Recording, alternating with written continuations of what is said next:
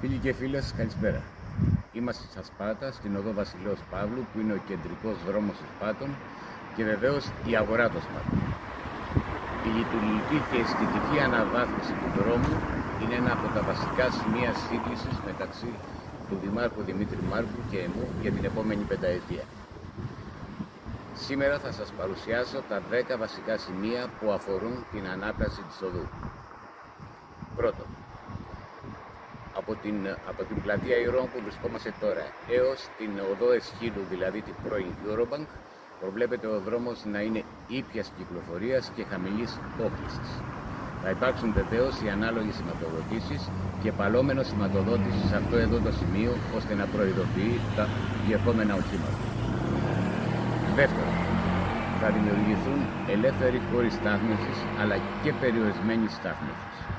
Ήδη γίνεται συλλογή στοιχείων για να γίνει η ανάλογη μελέτη. Επίσης θα προβλεφθούν θέσεις ΑΜΕΑ και βεβαίως θα δημιουργηθούν 3 δημοτικά πάρκινγκ για την συμφόρηση της οδού. Τρίτον, θα γίνει συνολική αναβάθμιση του πρασίνου του δρόμου. Εννοούμε ότι όλα τα παρτέρια θα αλλάξουν και θα δημιουργηθούν μικρές πράσινες οάσεις όπου θα υπάρχουν παγκάκια και ανάλογες πέργολες για ανάπαυση. Τέταρτον, θα υπάρξει ριζική ανανέωση του φωτισμού, θα υπάρξει ένας συνολικά καλέσθητος φωτισμός του δρόμου.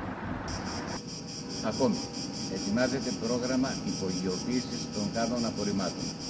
Ήδη αυτό το πρόγραμμα έχει ξεκινήσει με την αγορά των ανάλογων κάδων εκ μέρους του Δήμου. Ένα ακόμη βασικό σημείο είναι ένα φιλόδοξο πρόγραμμα που το ονομάζουμε πρόγραμμα πρόσφαση. Αφορά την κάλυψη των κατεστραμμένων ή κτηρίων τα οποία έχουν υποστεί φθορές.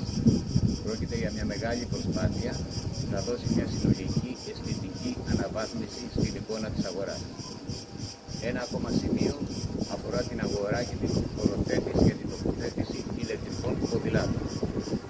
Ένα ακόμα βεβαίως σημείο αφορά τις διαβάσεις πεζών, όπου θα υπάρχει και η ανάλογη σήμανση. Είμαστε στην πλατεία Ξενοφόντα, η μεγαλύτερη βεβαίως πλατεία της οδού Βασιλέως Παύλου.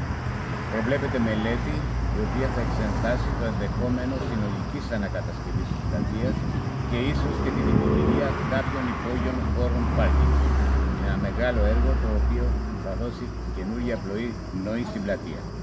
Ένα τελευταίο σημείο είναι η χωροθέτηση για τα μηχανάκια των καταστημάτων delivery, ώστε να υπάρχει μια ευταξία και σε αυτό το κομμάτι. Σε ό,τι αφορά το οδόστρωμα της οδού Βασιλέως Παύλου, το οποίο βεβαίως έχει προβλήματα, η όποια ανακατασκευή του έχει άμεση συνάρτηση με τις εργασίες της αποχέτευσης. Άρα λοιπόν αυτό το ζήτημα θα το λύσουμε ταυτόχρονα με τις εργασίες της αποχέτευσης που πιθανότατα θα ξεκινήσουν τέλος του έτους.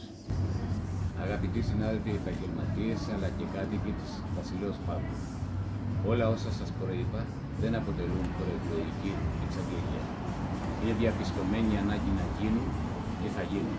Αυτό αποτελεί δέσμευση για εμάς. Η αγορά των Σπάτων πρέπει να έχει καλεσθησία και επιπλέον πρέπει να έχει κάτι σημαντικό. Ένα μεγάλο λειτουργικό πλαίσιο όπου θα συνυπάρχουν αρμονικά η εμπορική δραστηριότητα, η εστίαση, η ψυχαγωγία, οι υπηρεσίες, αλλά βεβαίως και η ποιότητα ζωής των κατοίκων. Όλα αυτά θα γίνουν μέσα από ένα μεγάλο δημοκρατικό διάλογο με όλους τους ενδιαφερόμενους φορείς, τους επαγγελματίες, τους ιδιοκτήτες και βεβαίως και με τους επιστημονικούς φορείς της πόλης. Είναι μια διαδικασία που προβλέπουμε να κρατήσει έως το τέλος του έτους. Από την αρχή του επόμενου έτους, όλα όσα θα έχουμε συναποφασίσει θα ξεκινήσουν να μπουν σε λειτουργία. Φίλοι και φίλες επαγγελματίες, ξέρω πολύ καλά την αγωνία και τον πόνο του κάθε καταστηματάρχη. Θα σηκώσουμε ότι θα δώσω την ψυχή μου όλα όσα σας προανέφερα να γίνουν πραγματικότητα. Έχουμε δικαίωμα και αξίζουμε να έχουμε μια πραγματικά λειτουργική, αισθητική, ανθρώπινη και ποιοτική αγορά. Σας ευχαριστώ πολύ.